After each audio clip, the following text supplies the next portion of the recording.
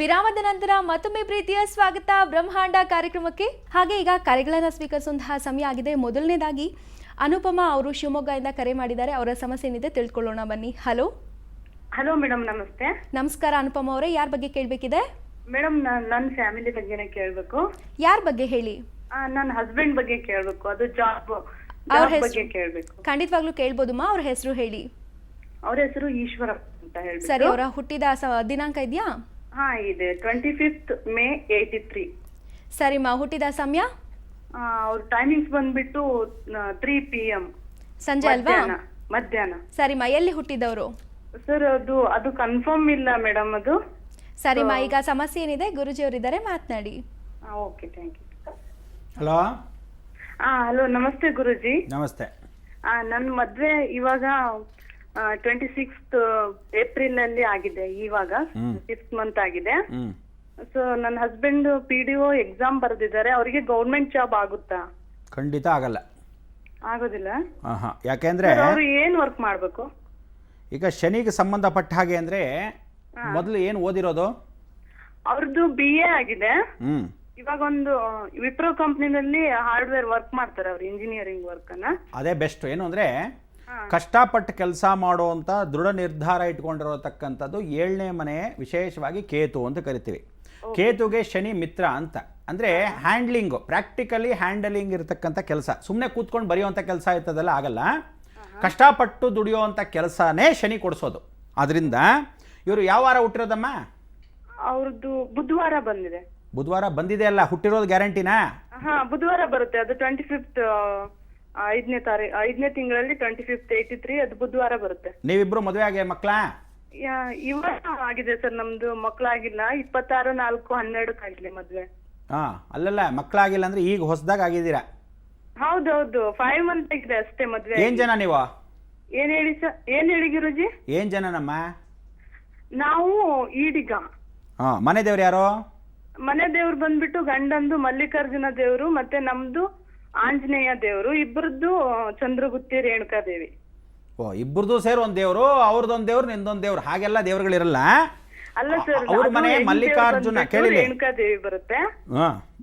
ಗಂಡು ದೇವ್ರು ಬಂದ್ಬಿಟ್ಟು ಅವ್ರದ್ದು ಮಲ್ಲಿಕಾರ್ಜುನ, ನಮ್ದು ಆಂಜನೇಯ. ಸರಿ, ಈಗ ನೀವು ಬಾಗ್ಲಿರ್ತಕ್ಕಂಥದ್ದು ಪಶ್ಚಿಮ ದಿಗ್ಭಾಗಿಯಲ್ಲಿ ಏನಿದ್ದೀರಾ? ನಾವು ಬಾಡಿಗೆ ಮನೆಯಲ್ಲಿ ಇದ್ದೀವಿ. ದಕ್ಷಿಣ ದಿಕ್ಕಿಗಿದೆ ಮನೆ. ಮನೆ ಬಾಗಿಲು ಪಶ್ಚಿಮದಲ್ಲಿ ಏನಿದೆ ನಿಮ್ಮನೇಲಿ? ಪಶ್ಚಿಮದಲ್ಲಿ ಏನು ಇಲ್ಲ ಸರ್, ಗೋಡೆ ಇದೆ. ಪಕ್ಕದ ಮನೆಯವ್ರದ್ದು ಗೋಡೆ ಇದೆ. ಪಕ್ಕದ ಮನೆ ಗೋಡೆ ಅಲ್ಲ. ನೀವು ಇರ್ತಕ್ಕಂಥದ್ದು ಅಪಾರ್ಟ್ಮೆಂಟಾ ಸ್ವಂತ ಮನೆನಾ? ಇಲ್ಲಿ ನಾವು ಬಾಡಿಗೆ ಮನೆಯಲ್ಲಿ ಇದ್ದೀವಿ. ಅಪಾರ್ಟ್ಮೆಂಟ್ ಅಲ್ಲ, ಕೆಳಗಡೆ ಇರ್ತಕ್ಕಂಥ ಮೇಲ್ಗಡೆ ಮೇಲೆ ಓನರು, ಕೆಳಗಡೆ ಮನೆ ಅಂತ ಇಟ್ಕೊಂಡಿರೋಣ. ಇಲ್ಲ, ಕೆಳಗೆ ಓನರ್ ಇದ್ದಾರೆ, ಮೇಲೆ ನಾವಿದ್ದೀವಿ. ಆಯ್ತು. ಈಗ ನಿಮ್ಮನೆ ಪಶ್ಚಿಮದಲ್ಲಿ ಏನಿದೆ ಅಂದ್ರೆ ದೇವಸ್ಥಾನವೋ, ಹುತ್ತವೋ, ಖಾಲಿ ಜಾಗವೋ ಏನಿದೆ? ನಮ್ಮ ಮನೆ ಪಕ್ಕಕ್ಕೆ ನಾವು ಒಂದ್ ಬಾಡಿಗೆ ಮನೆ ಇದೆ, ಅವ್ರ ಮನೆ ಪಕ್ಕಕ್ಕೆ ಖಾಲಿ ಜಾಗ ಇದೆ. ಹಂಗ ಲೆಕ್ಕ ಹಾಕ್ಬೇಡ ನೀನು. ಕೇಳಮ್ಮ, ನಿಮ್ಮ ಹೆಸರೇನು? ಅನುಪಮ ಸರ್. ಅನುಪಮ, ನಿನ್ನ ಪಶ್ಚಿಮ ದಿಗ್ಭಾಗಿಯಲ್ಲಿ ಯಾವ್ದಾದ್ರು ದೇವಸ್ಥಾನ ಇದೆಯಾ ಅಥವಾ ಖಾಲಿ ಜಾಗ ಇದೆಯಾ? ನಿಮ್ಮ ಮನೆ ಒಳಗೆ ಕೂತ್ಕೊಂಡು ಪಶ್ಚಿಮಕ್ಕೆ ನೋಡು. ಇಲ್ಲ, ದೇವಸ್ಥಾನ ಯಾವುದು ಇಲ್ಲ ಪಶ್ಚಿಮಕ್ಕೆ. ಖಾಲಿ ಜಾಗ ಇದೆಯಾ? ಹೌದು. ಹೌದು ಹೌದು. ಅಲ್ಲಿ ಏನಾದ್ರೂ ಹುತ್ತ ಇದೆಯಾ? ಹುತ್ತ ಯಾವುದು ಇಲ್ಲ ಅಲ್ಲಿ. ಪಶ್ಚಿಮದಲ್ಲಿ ಹುತ್ತ ಇದೆ. ನೀನೇನ್ ಮಾಡು, ಇವತ್ತೇ ಸಾಯಂಕಾಲದಲ್ಲಿ ಪಶ್ಚಿಮ ದಿಗ್ಭಾಗನೇ ಹೋಗು. ನಿಮ್ಮ ಮನೆಯಿಂದ ಪಶ್ಚಿಮದಲ್ಲಿ ಪಕ್ಕದ ರೋಡ್ ಆಗ್ಬೋದು, ಅಲ್ಲಿಂದ 4ನೇ ಮನೆ ಆಗ್ಬೋದು, ಅಲ್ಲೇ ಪಶ್ಚಿಮದಲ್ಲೇ ಒಂದು ಹುತ್ತ ಇದೆ. ಅಲ್ಲೇ ಪಕ್ಕದಲ್ಲಿ ಪುಟ್ಟದಾಗೆ ದೇವಸ್ಥಾನನೂ ಇದೆ. ಅಲ್ಲಿ ಹೋಗಿ ನೀನು ನಿಮ್ಮ ಯಜಮಾನರು ಸಾಯಂಕಾಲ ಇವತ್ತೇ ಅರ್ಚನೆ ಮಾಡಿಸ್ಕೊಳ್ಳಿ. ಅದನ್ನ ಸರಿಯಾಗಿ ನೋಡ್ಕೋಬೇಕು. ಶಿವಮೊಗ್ಗದಲ್ಲಿ ಇದೆಯಾ? ನಾನು ಇವಾಗ ಚಿಕ್ಕಮಂಗ್ಳೂರಲ್ಲಿ ಇದ್ದೀನಿ. ನಮ್ದು ಪ್ರಾಪರ್ ಶಿವಮೊಗ್ಗ. ಸರಿ, ಇವಾಗ ಗಂಡ ಹೆಂಡತಿ ಇರೋದು ಚಿಕ್ಕಮಂಗ್ಳೂರಲ್ಲಿ? ಚಿಕ್ಕಮಂಗ್ಳೂರಲ್ಲಿ ಇದ್ದೀವಿ. ಆಂಜನೇಯ ದೇವಸ್ಥಾನ ನಿಮ್ಮ ಮನೆ ಹತ್ರ ಎಲ್ಲಿದೆ? ಇದೆ, ನಮ್ಮ ಮನೆಯಲ್ಲಿ ಪೂರ್ವ ಸೈಡಿಗಿದೆ ಸರ್, ಇಲ್ಲೇ ಸ್ವಲ್ಪ ನಿಯರ್ ಅಲ್ಲಿ. ಸರಿ, ನಿಮ್ಮ ಯಜಮಾನ್ರಿಗೆ ಇಷ್ಟು ಹೇಳು, ಸಾಯಂಕಾಲ 6 ಗಂಟೆ ಮೇಲೆ ಯಾವ ಕಾಲಕ್ಕೂ ಈ ಒಂದು 15 ದಿವಸಗಳು ಎಲ್ಲೂ ಹೋಗಬಾರ್ದು. 6 ಗಂಟೆ ಮೇಲೆ ಹೋಗಾಗಿದ್ರೆ ಬೆಳಗ್ಗೆ ಕೆಲಸ ಮಾಡ್ಕೊಳ್ಳಿ. ಇವತ್ತೇ ಸಾಯಂಕಾಲ ನಿಮ್ಮ ಯಜಮಾನ್ರನ್ನ ಕರೆದು ಸಾಯಂಕಾಲ ಪಶ್ಚಿಮ ದಿಗ್ಭಾಗಕ್ಕೆ ಹೋಗ್ಬೇಕು ನೀನು ಯಜಮಾನ್ರ ಜೊತೆಗೆ. ಅಲ್ಲಿ ಇರ್ತಕ್ಕಂಥ ಹುತ್ತ ಪಶ್ಚಿಮದಲ್ಲೇ ಇದೆ. ಒಂದು ಪುಟಾಣಿ ದೇವಸ್ಥಾನನೂ ಇದೆ ಅಲ್ಲೇ. ಅಲ್ಲಿ ಒಂದು ಗ್ರಾಮ ದೇವತೆ ಇದ್ದಾಳೆ. ಅದೇ ವಿಶೇಷವಾಗಿ ನೀನಲ್ಲಿ ಹುಡ್ಕೊಂಡು ಹೋದ್ರೆ ಗ್ಯಾರಂಟಿ ಸಿಗುತ್ತೆ.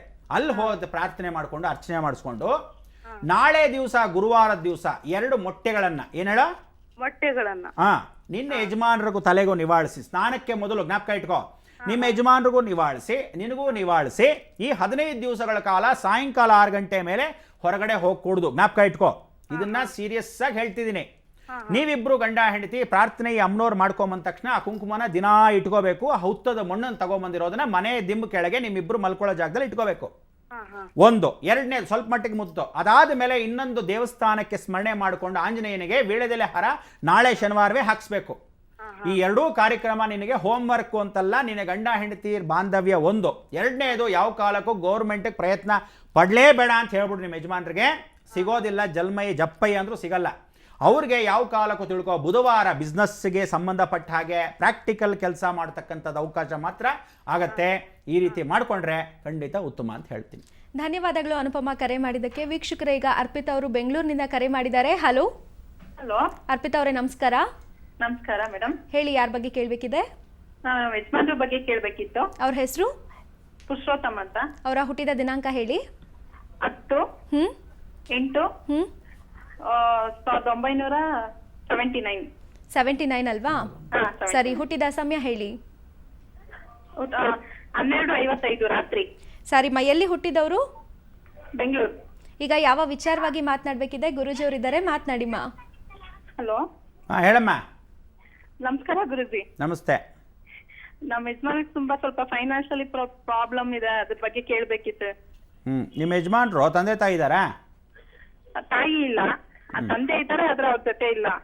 ತಂದೆ ತಾಯಿ ಇಬ್ಬರ ಕಾರ್ಯವನ್ನ ಅಂದ್ರೆ ತಂದೆ ಹತ್ರ ಆವಾಗ ಹೋಗ್ತಕ್ಕಂಥ ಅವಕಾಶವನ್ನ ಯಾವ ತರ ಮಾಡ್ಕೊಂತಾರ? ಇಲ್ಲ ಇಲ್ಲ, ಅವರು ಸಪರೇಟ್ ಮದ್ವೆ ಆಗಿ ಅವರೇ ಸಪರೇಟ್ ಇದ್ದಾರೆ. ಇದ್ಕೊಳ್ಳಿ. ಈಗ ನಿಮ್ಮ ಅವ್ರ ತಾಯಿ ಅವ್ರ ಕಾರ್ಯವನ್ನ ನಿಮ್ಮ ಯಜಮಾನ್ರು ಯಾಕೆ ಮಾಡ್ತಾ ಇಲ್ಲ? ಪ್ರತಿ ವರ್ಷ ನಾವು ಮುತ್ತೈದೆ ಪೂಜೆ ಅಂತ ಮಾಡ್ತೀವಿ. ಹಂಗ ಮಾಡ್ಕೊಳ್ಳೋ ಹಾಗಿಲ್ಲ. ಮುತ್ತೈದೆ ಪೂಜೆ ಅಂತ ಮಾಡ್ಕೊಂಡೋದು ಆ ಆತ್ಮಕ್ಕೆ ಶ್ರೇಯಸ್ಗೋಸ್ಕರ ಅಂತ ಅಲ್ಲ, ನಿಮ್ಮ ಶ್ರೇಯಸ್ಗೋಸ್ಕರ. ಹೋದವರು ಮುತ್ತೈದೆ ಆಗಿದ್ದರೆ ಯಾರ್ದಾದ್ರೂ ಮುತ್ತೈದೆಯನ್ನು ಕರೆದು ಪೂಜೆ ಮಾಡ್ಕೋಬೇಕು ಅಂತ. ಆದ್ರೆ ನಿಮ್ಮ ಯಜಮಾನ್ರ ಅಭಿವೃದ್ಧಿಗೆ ಕಾರ್ಯವನ್ನ ಯಾವತ್ತು ಹೋಗಿರ್ತಾರೋ, ಕೇಳಿಸ್ತಾ ಇದೆಯಾ? ನೀವು ಹೂ ಅನ್ಬೇಕು, ಇಲ್ಲ ಹೂ ಅನ್ಬೇಕು, ನಂಗೆ ಗೊತ್ತಾಗಲ್ಲ. ಅದಕ್ಕೆ ಅಲ್ಲಿ ಹೋದಾಗ ಕಾರ್ಯವನ್ನ ಮಾಡ್ಕೋಬೇಕು. ಫಸ್ಟ್ ನಿಮ್ಮ ಯಜಮಾನ್ರು ಏನ್ ಮಾಡ್ಬೇಕು, ಅವರ ತಾಯಿ ಅವರ ಯಾವತ್ತು ಹೋಗಿದಾರೋ ಆ ತಿಂಗಳಲ್ಲಿ ಪಂಚಾಂಗವನ್ನ ಏನ್ ತಿಥಿ ಅಂತ ಡೇಟ್ ನೋಟ್ ಮಾಡಿಕೊಂಡು ಪ್ರತಿ ವರ್ಷ ಅವ್ರು ಹೋಗಿದ ತಿಂಗಳೇ ಆ ಹೋಗಿದ ತಿಥಿಗೇನೆ ಕಾರ್ಯವನ್ನ ಮಾಡ್ಕೊಂತ ಬರಬೇಕು. First important. ಅದಾದ ಮೇಲೆ ಮುತ್ತೈದೆ ಪೂಜೆಯನ್ನು ಏನ್ ಮಾಡ್ತಾ ಇದ್ರೆ ಅದ್ರ ಪಾಡಿಗೆ ಅದು ಮಾಡ್ಕೊಳ್ಳಿ. ಆದ್ರೆ ನಿಮ್ಮ ಯಜಮಾನ್ರಿಗೆ ಆರ್ಥಿಕ ಪರಿಸ್ಥಿತಿ ಅಭಿವೃದ್ಧಿ ಇಲ್ಲದೆ ಇರತಕ್ಕಂಥದ್ದು ಶುಕ್ರದೋಷ ಅಂತ. ಅಂದ್ರೆ ನಿಮ್ಮ ಯಜಮಾನ್ರು ಅವ್ರ ತಾಯಿ ಹತ್ರ ಅಷ್ಟಾಗಿ ಇರ್ತಕ್ಕಂಥ ವಿಚಾರ ಇರಲೇ ಇಲ್ಲ. ಅವ್ರ ಮಾತು ಕೇಳ್ತಾ ಇರಲಿಲ್ಲ.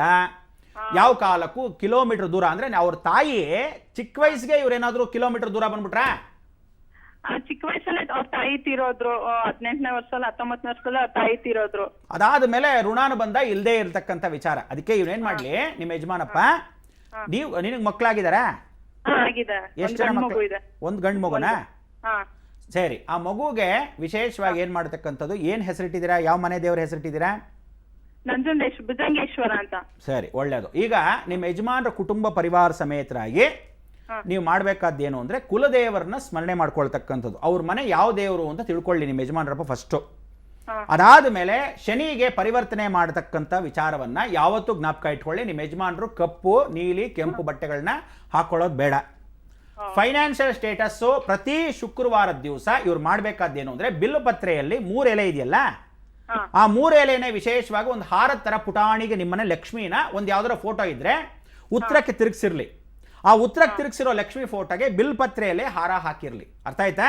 ಇದನ್ನ ಶುಕ್ರವಾರದಲ್ಲಿ ಪ್ರಾರಂಭ ಮಾಡ್ಕೊಳ್ಳಿ. ಸೋಮವಾರದ ದಿವಸ ವಿಶೇಷವಾಗಿ ಹಾಕ್ಲಿ, ಶುಕ್ರವಾರ ಹಾಕ್ಲಿ. ಸೋಮವಾರ ಹಾಕ್ಬೇಕಾದ್ರೆ ಶುಕ್ರವಾರದ ತೆಗೆದು ಬಿಡ್ಲಿ, ಸೋಮವಾರ ಹಾಕ್ಲಿ. ಆ ಬಿಲ್ ಪತ್ರೆಯಲ್ಲಿ ಹಾರ ಮಾಡ್ಕೊಂತ ಬರ್ಲಿ. ಅವ್ರ ತಾಯಿ ಕಾರ್ಯ ಮಾಡಲಿ. ಖಂಡಿತ ನಿಮ್ಮ ಯಜಮಾನರಿಗೆ ಅಭಿವೃದ್ಧಿ ಆಗೋದು ಗ್ಯಾರಂಟಿ. ವೀಕ್ಷಕರೇ, ಈಗ ಬ್ರಹ್ಮಾಂಡ ಕಾರ್ಯಕ್ರಮದಲ್ಲಿ ಒಂದು ಪುಟ್ಟ ವಿರಾಮ.